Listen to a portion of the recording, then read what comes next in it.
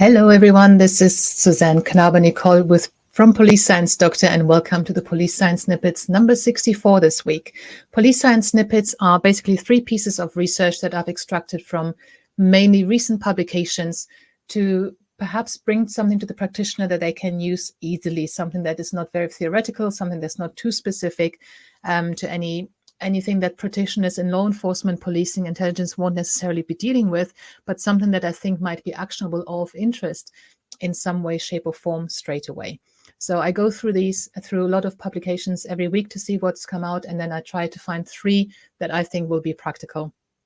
And then I talk about them here on a Tuesday. I send them out to the Police Science Doctor email list, which you can all join for free if you go to policesciencedr.com, and you will get the information and the snippet that I'm going to read out emailed to you, but with the link to the original research, so you can have a look at that research paper yourself if you have access. If not, you'll be able to see the abstract with the main summary of it. So the 3 snippets that I've extracted for you this week are: firstly, Jailhouse informant testimony. A serving prison inmate claiming they heard another inmate confess to a crime they have not yet been convicted of can be as influential to a jury as hearing the inmate confess to it themselves. This is quite fascinating, that they're quite willing to accept such hearsay evidence. However, around 20% of jailhouse informants are willing to falsely testify against another inmate, especially if they could benefit themselves from informing on someone. So, these kind of information needs to be taken with a pinch of salt. Often, you're not going to get any such information from somebody unless you give them something in return.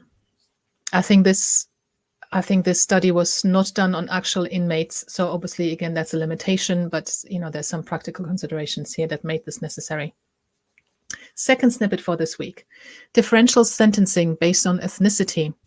Whilst there is a history of Black defendants receiving harsher sentences than white offenders by judges, a study on students suggests that with the current climate in police public relations, white defendants may now be treated more punitively, at least by lay people.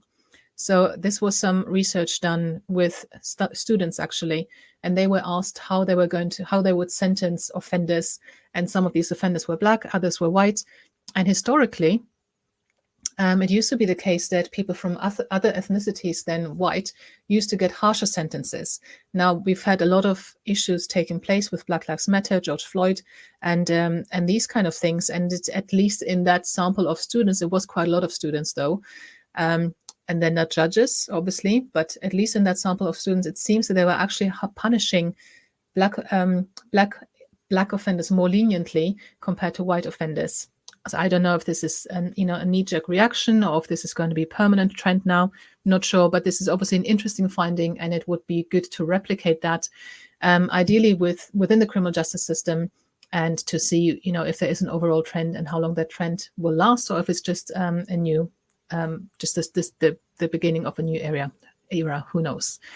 The third snippet for today is about intercrime distance as a linkage factor.